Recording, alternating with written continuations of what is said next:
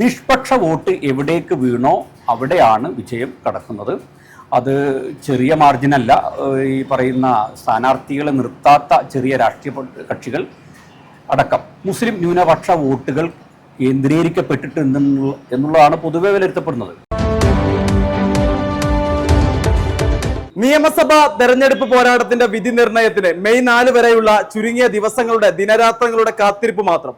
ഇക്കുറി പെരിന്തൽമണ്ണ നിയോജക മണ്ഡലത്തിന്റെ രാഷ്ട്രീയ ചിത്രം എന്ത്? പെരിന്തൽമണ്ണയിൽ നിന്ന് ആര് വിജയിച്ചു കയറും? തെരഞ്ഞെടുപ്പ് വിശകലനവുമായിക്കൊണ്ട് പെരിന്തൽമണ്ണ പ്രസ് ക്ലബ്ബ് സെക്രട്ടറിയും മാധ്യമം റിപ്പോർട്ടറുമായ ഷംസുദ്ദീൻ ചാനൽ 10 പ്രേക്ഷകർക്കൊപ്പം മനസ്സ് തുറക്കുന്നു. എന്തായാലും നിയമസഭാ തെരഞ്ഞെടുപ്പ് പോരാട്ടത്തിന്റെ വിധി നിർണയത്തിന് വളരെ ചുരുങ്ങിയ ദിവസങ്ങൾ മാത്രമാണല്ലോ. പെരിന്തൽമണ്ണയിലെ ഇരു മുന്നണികളും വലിയ ആത്മവിശ്വാസത്തോടു കൂടെയാണുള്ളത്. UDF പറയുന്നത് 8,000-നും 10,000-നും ഇടയിലുള്ള വലിയ ഭൂരിപക്ഷത്തോടെ വീണ്ടും വിജയിക്കുമെന്നും ചുരുങ്ങിയ ഭൂരിപക്ഷത്തിനെങ്കിലും വിജയിച്ച് കയറാമെന്ന് ഇടതുപക്ഷവും പറയുന്നു. എങ്ങനെയാണ് താങ്കളുടെ വിലയിരുത്തൽ? പെരിന്തൽമണ്ണ നിയോജക മണ്ഡലം 2021 തെരഞ്ഞെടുപ്പിൽ തന്നെ വലിയ തോതിൽ ശ്രദ്ധിക്കപ്പെട്ടതാണ്. കേരളത്തിൽ ഏറ്റവും കുറഞ്ഞ ഭൂരിപക്ഷത്തിന് UDFന്റെ ഒരു പ്രതിനിധി തിരഞ്ഞെടുക്കപ്പെട്ട മണ്ഡലമാണിത്. സ്വാഭാവികമായിട്ടും ആ ഒരു മാർജിൻ വെച്ച് ഈ തെരഞ്ഞെടുപ്പും ശ്രദ്ധിക്കപ്പെടേണ്ടതായിരുന്നു. പക്ഷേ ജില്ലയിലെ മറ്റൊന്നും മണ്ഡലങ്ങളെപ്പോലെ ആ അർത്ഥത്തിൽ ശ്രദ്ധ വരാത്ത ഒരു മണ്ഡലമാണ് പെരിന്തൽമണ്ണ. ഇനി ഇലക്ഷൻ്റെ റിസൾട്ടിലേക്ക് വരികയാണെങ്കിൽ UDFന് എന്തുകൊണ്ടും പ്രതീക്ഷിക്കാവുന്ന ഒരു മണ്ഡലമാണ് പെരിന്തൽമണ്ണ.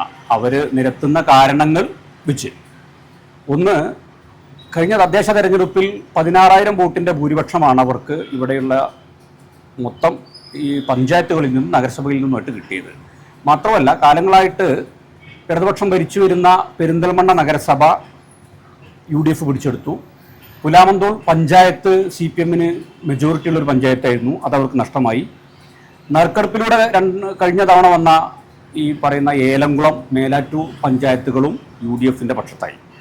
ഫലത്തിൽ ഇവിടെയുള്ള ഒരു നഗരസഭയും ബാക്കിയുള്ള മുഴുവൻ പഞ്ചായത്തുകളും മുഴുവൻ ഇവിടെ UDFന്റെ ഭരണമാണിപ്പോൾ അവിടെ നടക്കുന്നത്. ആ അർത്ഥത്തിലുള്ള ഒരു രാഷ്ട്രീയമാണ് മണ്ഡലത്തിൽ നിലനിൽക്കുന്നത്. ഇനി ഇലക്ഷൻ്റെ ഒരു തെരഞ്ഞെടുപ്പ് പാറ്റേണിലേക്ക് വരികയാണെങ്കിൽ, രണ്ട് നല്ല മാന്യന്മാർ തമ്മിൽ നടത്തിയ മാന്യമായ പോരാട്ടം, പെരിന്തൽമണ്ണയിലെ ഇലക്ഷനെ അങ്ങനെയാണ് എനിക്ക് നിർവചിക്കാൻ തോന്നുന്നത്. രണ്ട് മാന്യന്മാർ നടത്തിയ ഏറ്റവും മാന്യമായ പോരാട്ടം. ഇവിടെ സ്വാഭാവികമായിട്ടും ഇലക്ഷനിൽ സംസ്ഥാന സർക്കാരിൻ്റെ വികസന നയ നിലപാടുകൾ ഇവിടെ വലിയ തോതിൽ ചർച്ച ചെയ്യപ്പെട്ടിട്ടുണ്ട്.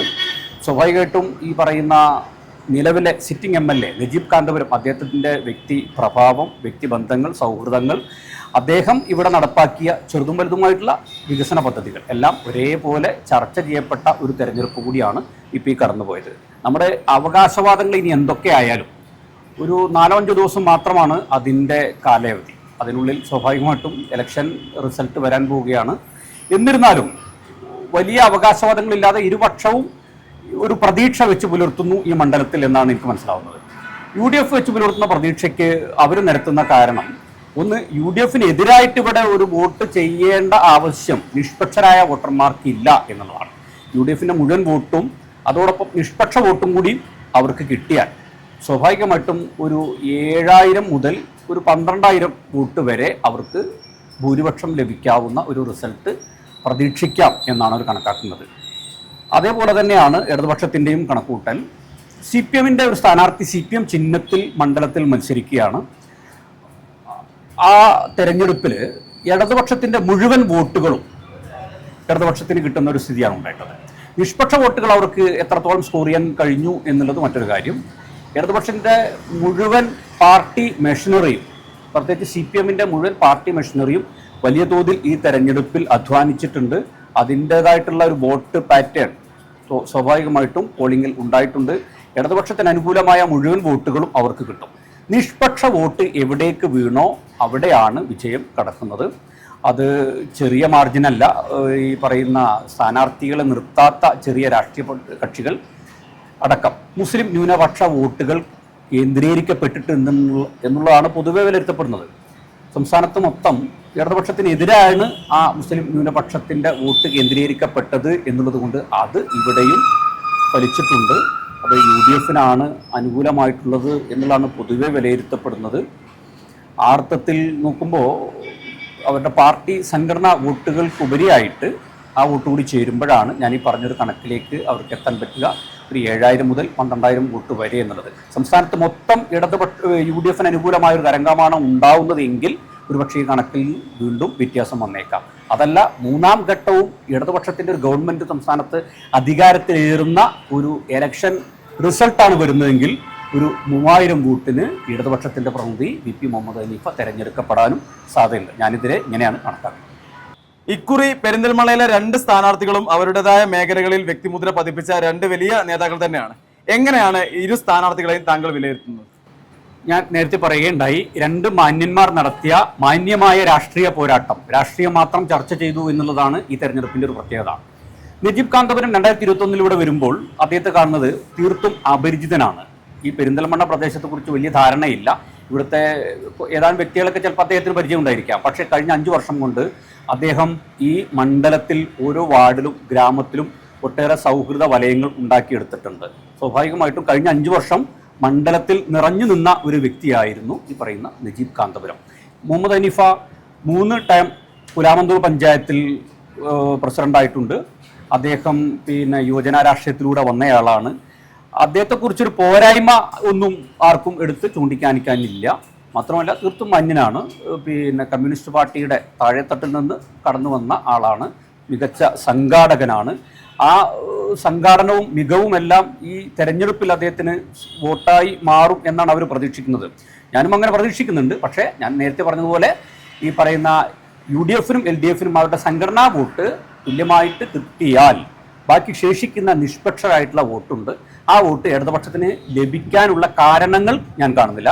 പക്ഷേ UDF-ന് അത് കിട്ടാനുള്ള കാരണങ്ങൾ കാണുന്നുണ്ട്. താനും വലിയ തോതിൽ ചർച്ച ചെയ്യപ്പെട്ട 2 കാര്യങ്ങളും പറയാം.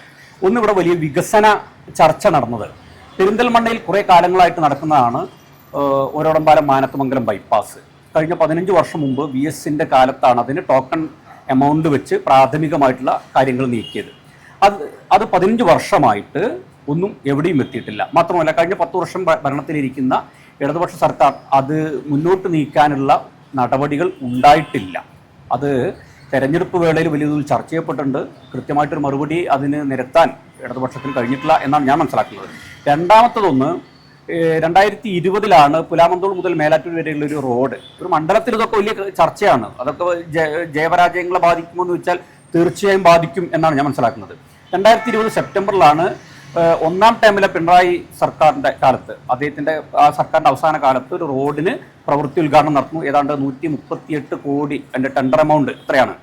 അത് ഈ 1.5 വർഷം കൊണ്ട് പൂർത്തിയാക്കാൻ ഉള്ളതായിരുന്നു പദ്ധതി. പക്ഷേ 6.5-7 വർഷമായിട്ടും ആ റോഡ് എവിടെയും എത്തിയില്ല എന്ന് മാത്രമല്ല വലിയ തോതിലുള്ള ജനകീയ പ്രക്ഷോഭങ്ങൾ ഇവിടെ നടന്നു. എന്നിട്ടും മുന്നോട്ട് പോയില്ല. കരാറുകാരനെ പഴി ചാരുന്ന ഒരവസ്ഥയിലാണ് അത് ഉണ്ടായിരുന്നത്. ഒരു പദ്ധതി കൂടി പറയാം, അത് ജനങ്ങളെ വലിയ തോതിൽ ബാധിക്കുന്നതാണ്. ഈ ജില്ലാ ആശുപത്രി വളരെ ശോച്യാവസ്ഥയിലാണ് മുന്നോട്ട് പോകുന്നത്. അതിൻ്റെ ഒരു ബ്ലോക്കിന് OP IP ബ്ലോക്കിന് ഒരു 12 കോടി രൂപയുടെ പ്രോജക്റ്റ് 2019 അവസാനം കിഫ്ബിയിലാണ് കിട്ടുന്നത്. വലിയ പ്രതീക്ഷയിലാണ് ആളുകൾ ഉണ്ടായിരുന്നത്. 12 കോടിയുടെ ഒരു ബ്ലോക്ക് വരുമ്പോൾ അവിടുത്തെ പരിമിതികളൊക്കെ ഒരു പരിധിവരെ ഇല്ലാതാവും.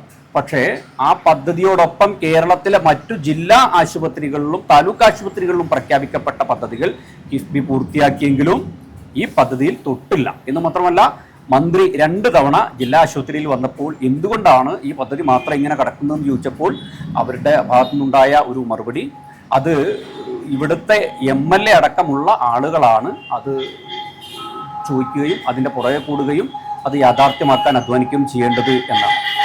അതിനൊക്കെ ഒരു പരിമിതിയുണ്ട്. എന്തൊക്കെ പറഞ്ഞാലും പ്രധാനപ്പെട്ട ഒരു 3 വികസന പദ്ധതികളാണ് ഞാൻ എണ്ണി പറഞ്ഞത്. അത് 3ഉം കടലാസിൽ ഉറങ്ങുന്നു. 2എണ്ണത്തിന് AS ആയതാണ്. AS ആയ പദ്ധതിയാണ്, ഫണ്ട് നീക്കി വെച്ച പദ്ധതിയാണ്. ജില്ലാ ആശുപത്രിയുടെ പദ്ധതിയും ഈ പറയുന്ന മേലാറ്റൂർ പുലാമന്തോൾ റോഡും. ഇതൊക്കെ ഇലക്ഷൻ ഘട്ടത്തിൽ വലിയ തോതിൽ ചർച്ചയായിട്ടുണ്ട്. ഒരു ചെറിയ വാർഡിലോ പഞ്ചായത്തിലോ ഒതുങ്ങുന്നതല്ല ഈ റോഡൊന്നും. ജില്ലാ ആശുപത്രിയുടെ സേവനം അങ്ങനെയല്ല.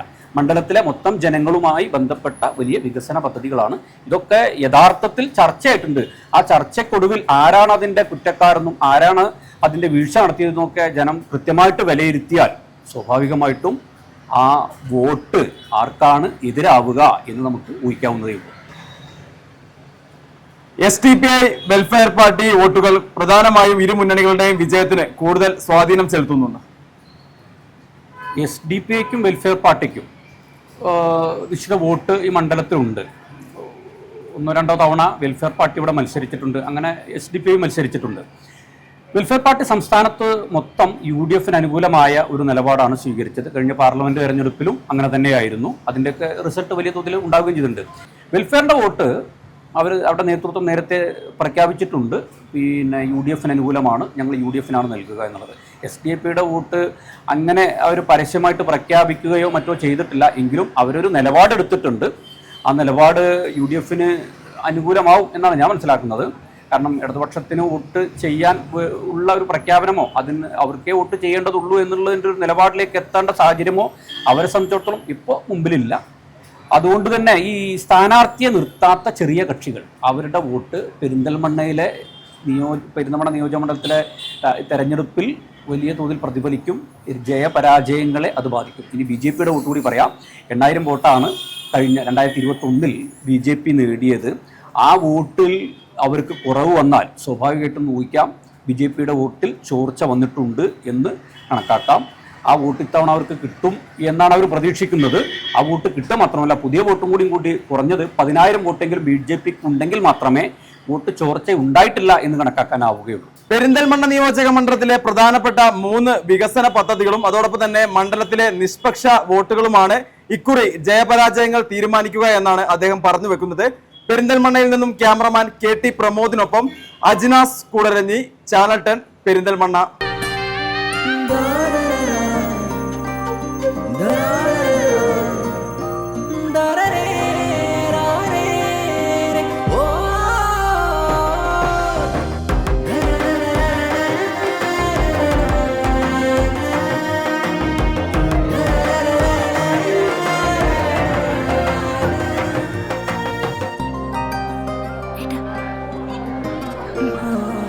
എല്ലാരും പറയുന്നു ഡിഫറെന്റ് ആയിട്ടുണ്ട്, നല്ല ഭംഗിയുണ്ടെന്നൊക്കെ.